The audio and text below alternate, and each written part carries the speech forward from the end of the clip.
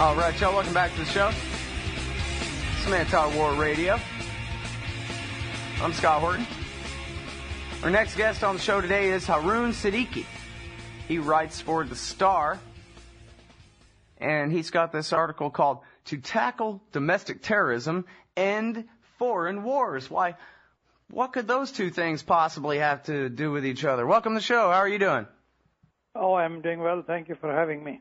Well, I appreciate you joining us today. So, doing your part to educate the Canadians, that's good, because they need to understand this blowback theory, too, since they're involved in the NATO war in Afghanistan, right? Yes, they are. We've been there from day one. And how many Canadian soldiers are in the Afghan war right now?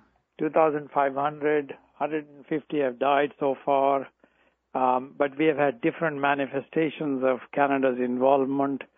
Right after 2001, when the Americans went in, Canada went in with the Americans, but we were mostly concentrated in Kabul. But from 2006 onwards, we took over the Kandahar region, which is where we have been very busy. And that's where we are. And according to a parliamentary vote, our mission ends in July next year. So that's where things stand as far as Canada is concerned. Mm-hmm. All right, so I guess you're making the claim in here, or I'll go ahead and let you make it. What was the motivation? There have been some attempted terrorist attacks, some bogus and maybe some real in Canada since then. Is it radical Islam, or is it perhaps the Canadian intervention in Afghanistan that motivates these people? No, you see, there have been 4 well-known cases in Canada of attempted terrorism. And in 3 of those cases, people have been charged, people have been convicted, or they have pleaded guilty. So the charges were not trumped up; they were for real. The threat of terrorism was for real. But what we have had now is the latest, which is the 4th case, which is just proceeding. 3 people have been charged, and 3 others may be involved.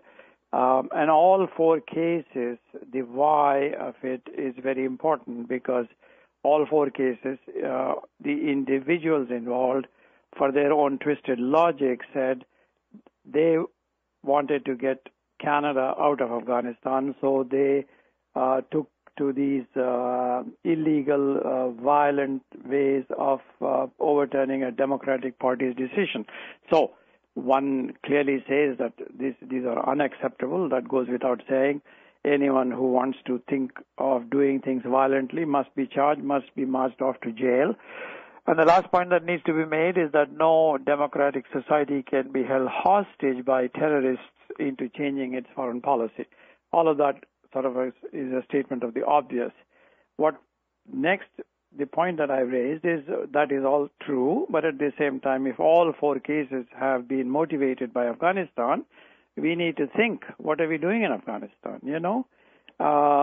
Fact remains that we were there in 2001, as were many NATO nations, and I was one of those that supported that invasion to topple the Taliban, for the simple reason that all the 19 murderers of 9/11 had an address, and that was care of Al-Qaeda, which was care of Taliban, care of Afghanistan. So, but the Taliban and Al-Qaeda were toppled in 2 months. So what have we been doing there since, you know? Then the counter-argument becomes is we are there because we want to bring democracy, we want to uplift the status of women, and so on and so forth. This is the same kind of argument that a lot of colonial powers throughout history have used to say we are there to uplift the wretched local people, you know, teach them the good things of life. Except we are not even doing that very well because the Taliban are controlling what? Half of Afghanistan, 2/3 of Afghanistan, or even 1/3 of Afghanistan. And their writ runs large in many parts of Afghanistan. So we are not even succeeding in doing what we claim to be doing. So we have to rethink the entire mission and say we are failing in our own declared mission. That's my argument, you see. It's funny to see, isn't it? Well, not really funny, but in a way it's ironic seeing the former British colonies of North America taking up the white man's burden, as the British told themselves they were doing. Yeah, we're slaughtering Pashtuns because we got to teach them about having a parliament and all these things, as though they don't have their own ways of the Loya Jirga or whatever. That wasn't invented by the British. That's their own custom, And you see, Time magazine had a cover some weeks ago where it had this figure of this poor girl whose face had been all disfigured because acid had been thrown by the Taliban and so on. And the premise of the Time magazine cover as well as the entire article was the following. Look what will happen if we leave Afghanistan. This is what will happen. They seem to be disconnected with reality. This is happening when we are there, for God's sake, This incident that they refer to is taking place now. We are there now. So what is the argument here? The people are so disconnected from reality that they don't even think. Well, and I think one of the most important overlooked stories of this whole last year has been the re-rise to power of General Dostum, who is, one of the most throat-slittingest, mass rapists, skin people alive, lunatic warlords in the whole society. He used to work for the KGB, and now he's Hamid Karzai's Secretary of Defense that we're over there propping up in power. He's the guy that did the Afghan massacre in 2001 that Newsweek broke the story where they just machine gunned and suffocated all those people in trailer beds. True. In fact, you see, because this thing has not worked. My opposition and my criticism and my skepticism is not ideological in any way, shape, or form. As I said, I supported the original mission. But we are not succeeding at what we are saying we want to do, right? We said we want to uplift women, we want to educate the people, we want to free the country of the excesses of the Taliban, but we are not succeeding at any one of those things. And why are we not succeeding? Besides the fact that for whatever reason, and one says this as a friend, sadly, that America has lost the capacity to do anything competently. All we need to do is look at Iraq. Tomorrow